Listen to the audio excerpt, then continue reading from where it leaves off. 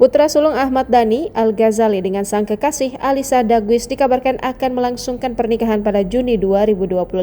Disebut-sebut momen bahagia tersebut digelar dengan dua rangkaian acara, yaitu akad nikah yang bersifat privat, serta resepsi yang lebih meriah dan terbuka untuk banyak tamu. Namun, publik sempat dikejutkan dengan kabar bahwa Maya Estianty, ibu dari Al-Ghazali, tidak akan hadir dalam resepsi pernikahan sang anak. Atas kabar tersebut, Maya, begitu sapaan akrabnya, akhirnya telah memberikan klarifikasi. Aku yang mengadakan bersama ayahnya Alisa itu adalah di intimate weddingnya, dan itu memang acara inti, akad nikah sama dinner intimate wedding. Jadi nggak banyak orang, sangat tertutup, tidak mengundang banyak, terdekat dan family, ujar Maya dikutip dalam YouTube Star Pro pada Sabtu 10 Mei 2025. Ia juga menjelaskan bahwa hanya keluarga inti dari kedua belah pihak yang akan hadir di akad nikah. Sementara untuk acara resepsi, ibu tiga anak ini mengaku tidak terlibat dalam persiapannya. Bahkan diakui Maya, kemungkinan besar ia tidak bisa hadir. Kendati demikian, penulis lagu Sang Penggoda ini tetap memberi restu atas pilihan hidup anaknya.